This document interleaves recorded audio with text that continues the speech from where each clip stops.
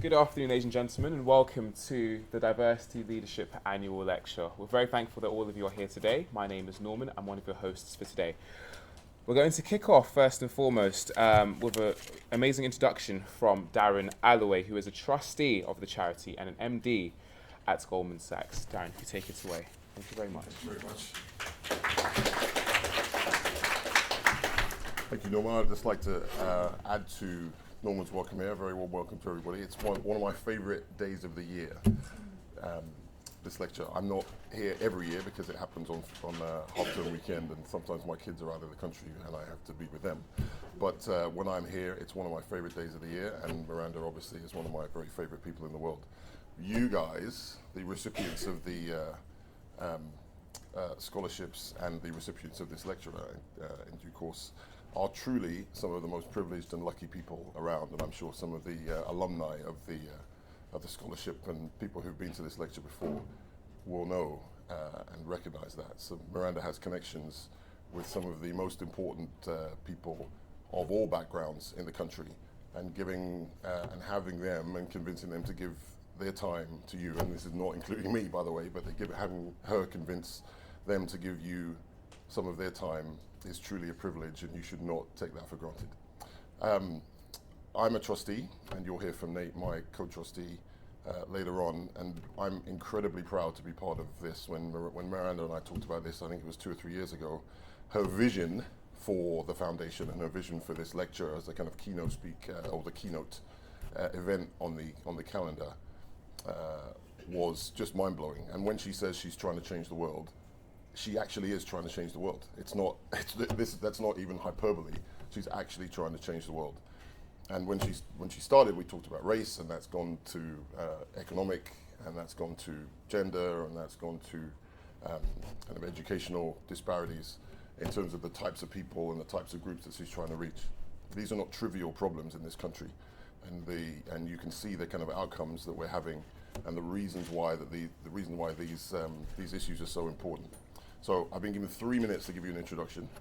I will be around afterwards and during the lectures in pauses, to the extent there are, to answer any questions or to give you kind of individual feedback on how I think the future is going to map out for us and what you can do to support us, and I'd be very happy to help. Anyway, thank you so much.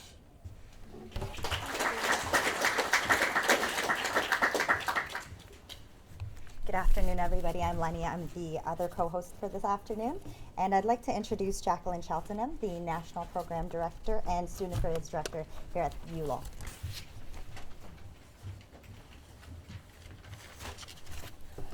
So my job is just to welcome you today to the University of Law. We're delighted to once again be hosting the Miranda Brawn Diversity Leadership Foundation Scholarship event.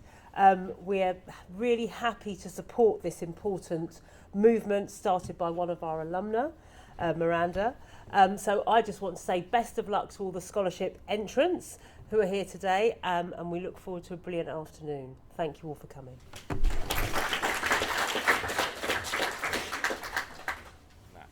And now, with great pleasure, I'd love to introduce the founder and CEO of the charity with a multi-decade background in helping to advance the diversity cause. It's my great pleasure to introduce my friend and mentor, Miranda Brawn. Thank you.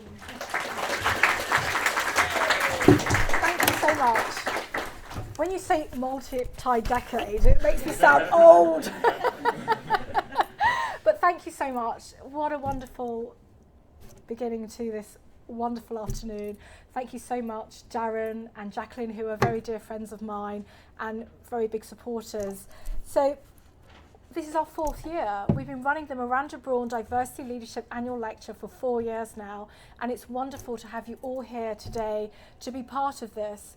We've changed up the format this year. In previous years, we've had keynote speakers, panel discussions, workshop, lunchtime, speed mentoring sessions, and this year we've really streamed it down.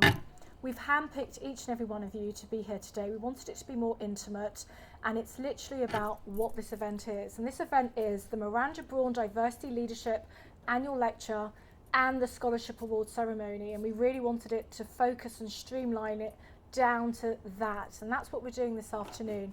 So you're part of our happy experiment this afternoon, which looks amazingly successful. We've got full seats, which is great.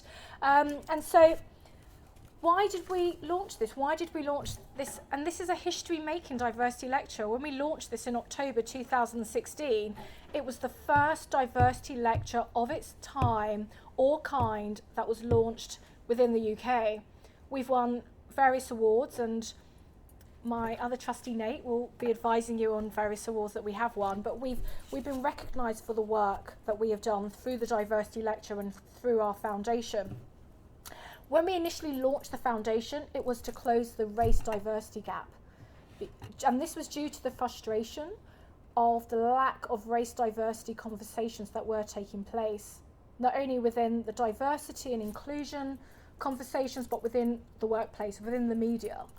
Over the last 4 years, nearly 5 years, the conversations are taking place, so that's not an issue.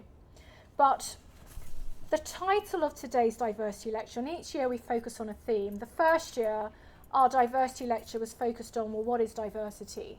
What are the statistics? What are the gaps that need to cover? Last year's diversity lecture was based around my TEDx talk in Italy that I did. If you haven't seen it, recommend it. And that was on how togetherness. How can we come together to change the world? And the main messages there were around getting men involved and getting our next generation involved. And that's why we've launched this foundation. It's not only to close the diversity gap. Last year we launched new scholarships, which included women empowerment and also social mobility.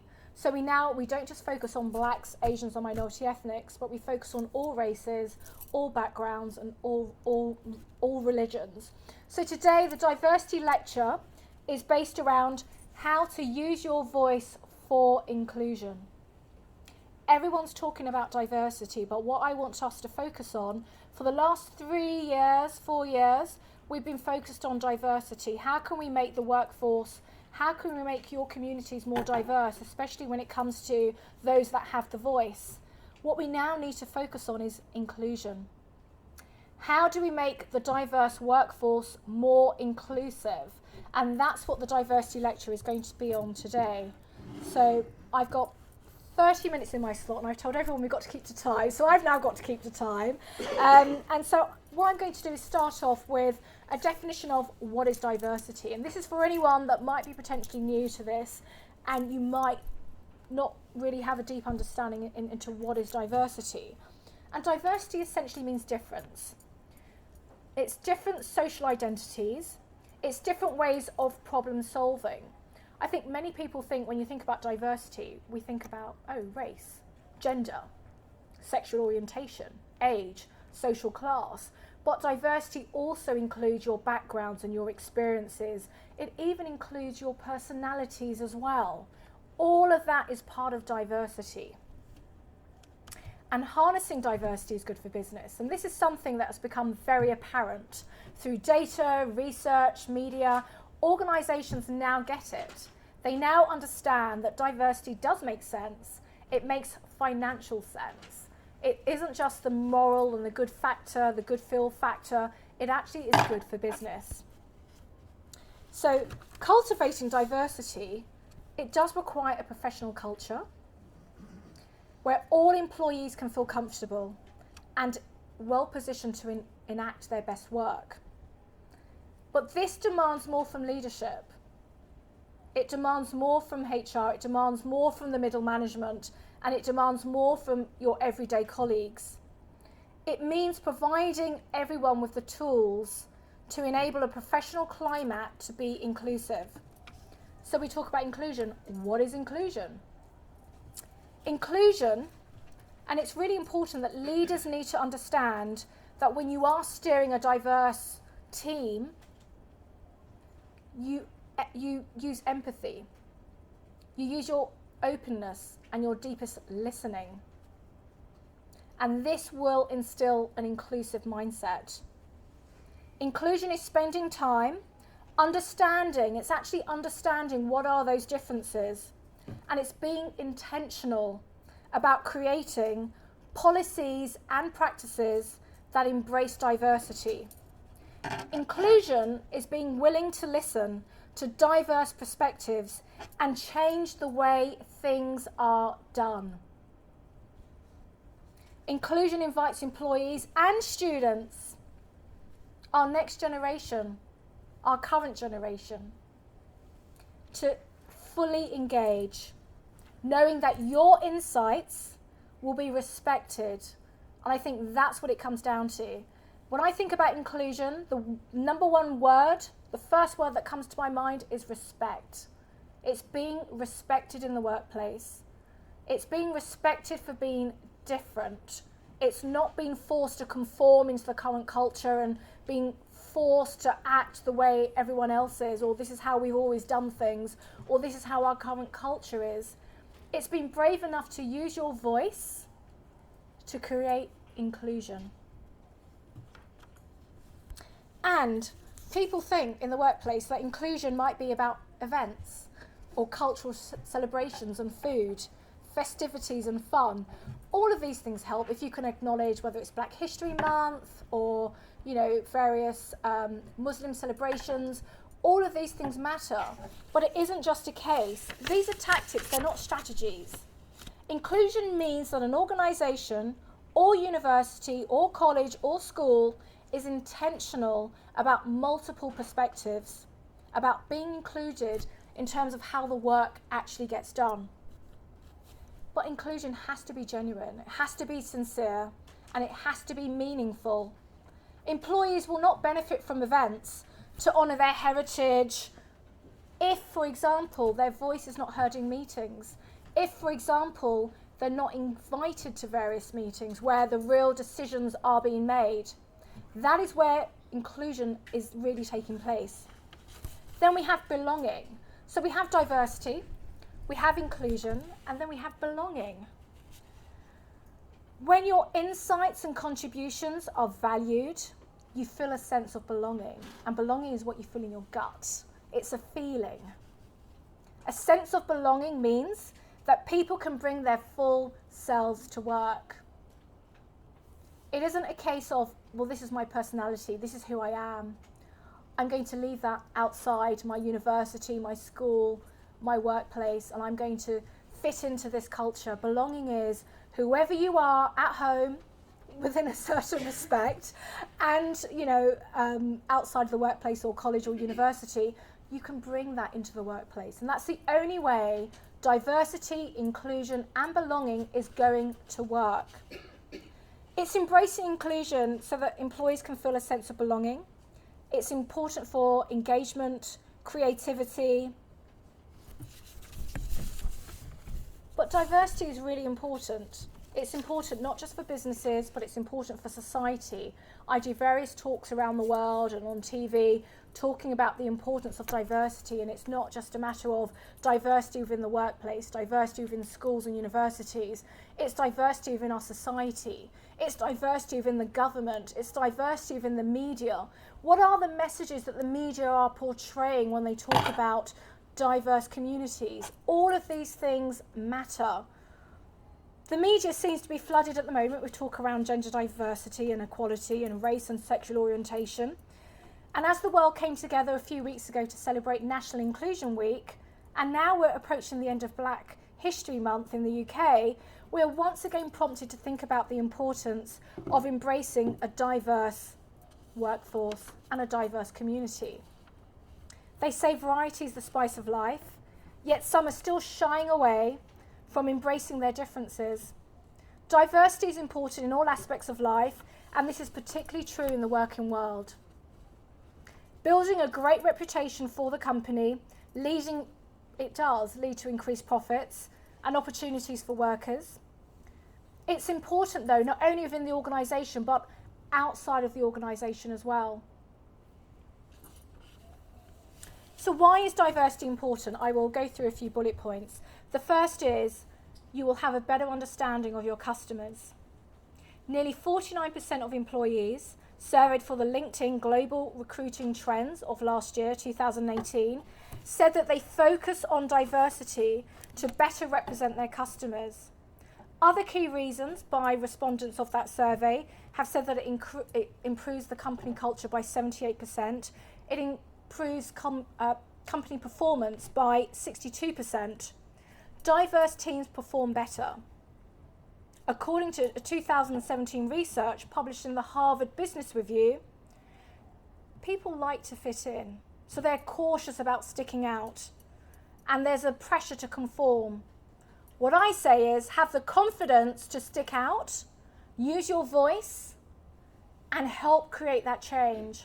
Help create the inclusion that is required, not only within the workplace, but within our community. Diverse teams are proven to make decisions 60% faster than non-diverse teams. It encourages greater innovation and it's more creative. And it allows you to hire more talented staff. More people with talent are more likely to want to work for a diverse network. So many people that I mentor, that I speak with, whether it's across the government or in banking, finance, on the creative side, when they apply for a job, they will be looking at the leadership team. They will be looking at who do they know? Who do they know that's in a position where they potentially one day might want to get there? It is no point having a diverse workforce and they're all at a junior level. It's important, and this is why we have our foundation, this is why we have our lecture, this is why we have our scholarships. And our scholarships are not just any scholarships. It's not just funding, it's not just mentoring, it's not just getting work experience or inviting you to various networking events where you can help to grow your network. It's also helping us to close the diversity gap. It's helping you have the confidence to have a voice. So when you go back to your community, whether it's your school, your university, I'm going to share a private story. And when I used to be a sales trader working for one of the biggest global investment bank, one of the things that I said, I was the only person of colour in a revenue generating role. And I mentioned it to my boss and I said, why don't we have more people of colour in revenue generating roles? And his response was, I didn't even think about that. So sometimes you might think your voice is not important. It doesn't matter what level you are. It's important that you use your voice because your voice is your power. And when you use your voice and you have the confidence to use your voice, you are helping to create not just a diverse workforce, but you're helping to create an inclusive and belonging workforce. You're helping to create change. You're helping to change the world for the better. It will also clearly boost employee brands. Where is diversity headed? You know, everyone's talking now about diversity and its importance. There are statistics. It's funny because when you look back to 4 years ago when I gave the initial diversity lecture, it was the argument as to why is diversity important. Here are the statistics. Here is the data. Here is the research. We need diversity. 4 years on, most organisations get it. They understand why diversity is important. We also have high-profile initiatives, such as the gender pay gap reporting in the UK. There are widespread reporting of sexual harassment in the film industry. And all of this is helping to push the agenda forward. But data is vital to informing decisions that address diversity and drive change. So we see the whole industry, whether it's the film industry, the creative industry, banking, finance, insurance, whatever industry, they're all starting to address diversity and starting to help push for change. But all of this stems from facts. If you have the facts and the research and the data, whether you're talking about the gender reporting gap, where you can see a gap between how much men are being paid in the workplace versus how much women are being paid in the workplace, some of that will actually stem when you look at the data. You can see, oh, maybe that's because women are in more junior roles than men. How do we close that gap? So it's a case of speaking up. I have a day job, and my day job is working for an investment bank in the City of London on the legal side. I'm a qualified barrister and banker, and I run a certain area there. But it's important to speak up no matter what level you are at. I always used to speak up no matter what level I was at, even at the very beginning. And I think it's really important, no matter what stage you're at, whether you're at school, university, you've just started work, you've been at work for many years, maybe you're a parent here today and you've been in work, you know, decades like me. Whatever that situation is, it's important that you use your voice, and we use our voice now today. I think we're also, an example is Silicon Valley. So when you look at the IT sector, they're entering a new phase, and you know, they've got a quest for diversity and inclusion in the technology industry. And at first, you know, whether you're talking about technology or not, all the advocates were talking about a lack of diversity and the importance of how we need more diversity. The shift now and the focus now is how can we make it more inclusive? We are past the window dressing stage, and now it's time to talk about real action, accountability, consequences, promotions, retentions. Now it's all about action, and what can we be doing? What can each and every one of us be doing? And what I instill in these lectures and these events and all the work we do, this is not just an annual event that we do and you go home and you carry on. It's what can each and every one of you be doing when you leave here today to make a difference? Because we can all be change makers, and we can all be doing something to help make this change. I must admit, I've got so much more to say, but I also need to stick with my own rule of keeping within time. And I also want to have the opportunity to interact with you during this session, where if you've got any questions and answers, we can also have a quick discussion. So what I will say is, CEO leadership is very important, and I have regular discussions with my own CEO in terms of how to increase diversity. And I give recommendations, and it's important to have the confidence to have that, whether you're talking to your HR or your lecturer, whoever that might be, or your teacher at school. Talk about ideas. Ideas, it's when you have ideas, every one of us in this room, every single one of us, there's a reason why we're here today. There's a reason why we were born. We're all gifted. We all have a talent that someone next to us does not have. There's something that there's a reason why we're here on this earth. It's not just to work, study, you know, pay our bills, get the best job we can get and die. We're here to make a difference. And in order for that difference to take place, we need to establish what is our purpose. And part of that purpose is to find your voice, have the confidence to use your voice. And diversity and inclusion is no longer, oh, okay, we've got a diverse workforce. We're trying to make them inclusive. How do we retain our diverse, talented workforce? That is also important. And it's also important about the culture, whether it's the culture of your university, your school, your workplace. It's about helping to change the culture.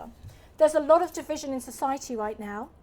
And the advice that I would give, very quickly, before we start our interaction, is in terms of increasing diversity, it's important to listen. It's important to talk to people from different backgrounds. A lot of the time, and this is what I said in my TEDx talk, when I go to diversity events, if I go to a black networking event and it's just full of people from a black background, or an Asian event or women's event, we are talking to the converted. We are just echoing our voice. When you look at your network, whether it's your school network, your friend network, your family, whatever network that might be, your professional network, one of the key takeaways I would recommend that you take away from this lecture event is to actually reach out to someone who is completely different from you. I have friends from various different backgrounds, races and classes, and sometimes we do not agree on the same thing. We will have dinner and we'll be having an argument or a debate on different things, whether it's politics, whatever that might be. But it's important to have that within your network. I think it's really important that when you are going to various events, try to go to an event where there are people that are different from you, so that you can use your voice to maybe help make a spark. It's all about creating a spark. It's not about going to the same places and talking about the same things. That's where you get your support from, but it's also important to be brave enough to go into a space where you are the only one, potentially. You're the only one with the only voice, and maybe you can create a spark. Maybe you and your voice can create that change, not only for diversity, but for inclusion and also for belonging. There's various cultures, you know, whether your organisation supports culture, do the people feel included, what are the processes, what are the missions, what are the values, recruitment, what are the recruitment.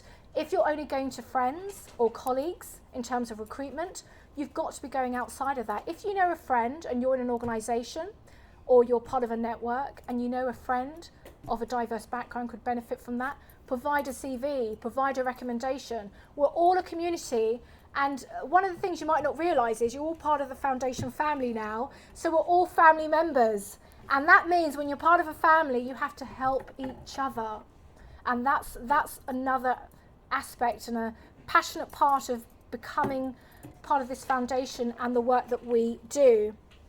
I've got various other things that I could discuss, but I'm going to say that, and to end is really, in terms of the takeaway, go out and try and find and meet someone that is completely different to you. Broaden out your network.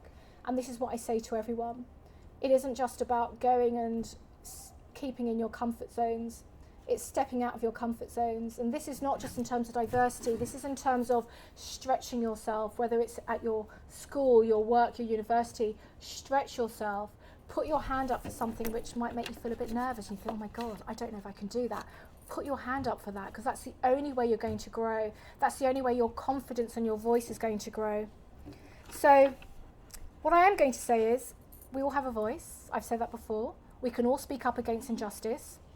I'm going to do a plug now. I have a book coming out next year, and it is on how to use your voice. So many people, when I give talks around the world, whether it's Africa, America, the States, wherever, across Europe, so many people when I give my talk, and it's not just on diversity, it's based upon my lessons. I was born and bred in Leytonstone, East London, went to a school in Woodford, and, you know, I've managed to rise up the ranks. And I've got my mother here in the audience, who has been my mentor since literally day one. But it's so important to have your support network, and that's what we provide as a foundation. This is what we provide. Hopefully this is not the beginning. Please do continue to stay in touch with us, come to other events, check our social media, and become part of our family. And if there's anything we can do to help you individually, do reach out and let us know. But if there's anything that you can take away, it's have the confidence to speak up and use your voice. And if you come across discrimination, injustice, unfairness in the workplace, which might not necessarily be aimed at you, but aimed at someone else, it's important to speak up. I do this all the time.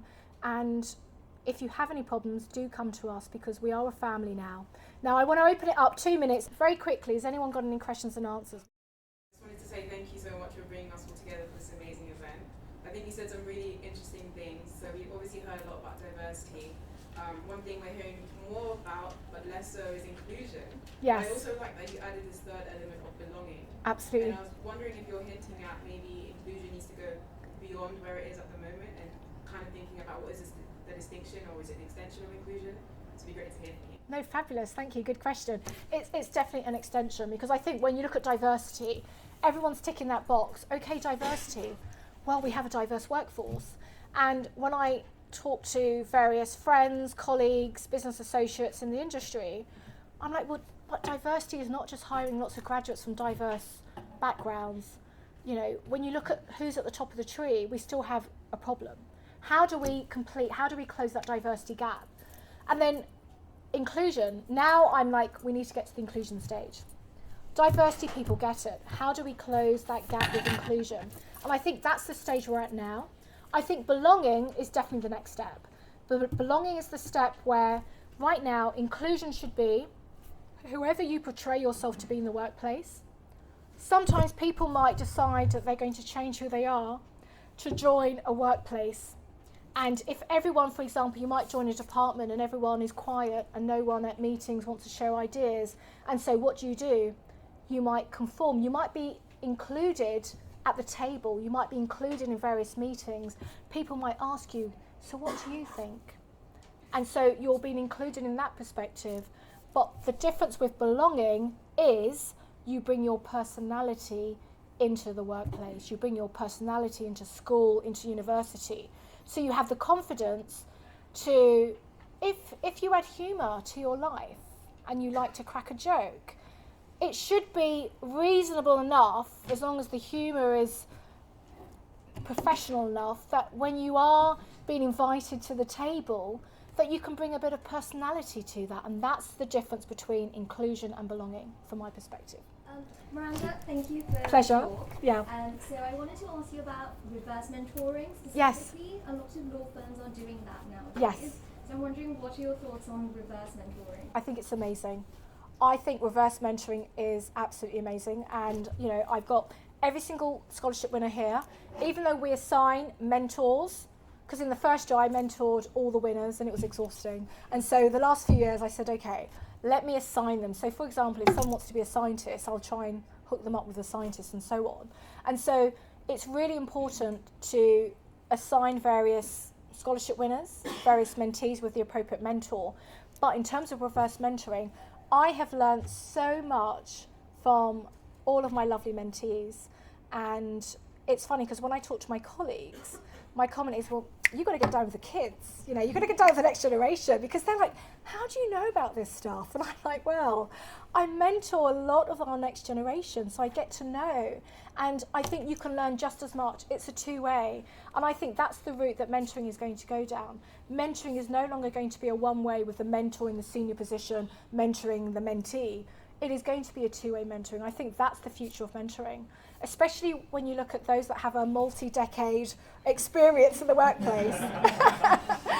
When it comes to technology and social media and other things, they're lost with that, you know. They're looking at their kids to provide them some guidance. And I think that's an example of where reverse mentoring can really help, and you can really benefit from both. And this is another thing that I say, when we talk about mentoring and networking, I always say, when you go, it's not just about what do you want. Don't bring your shopping list. It's how can I help you? It should be a two-way. It should be, okay, you can help me, but how can I help you? And that's where I think true reverse mentoring, that's where I think real successful mentoring takes place. Thank you for joining us and listening to the Miranda Brawn Diversity Leadership Annual Lecture. Subscribe to the University of Law podcast to keep up to date with our latest episodes.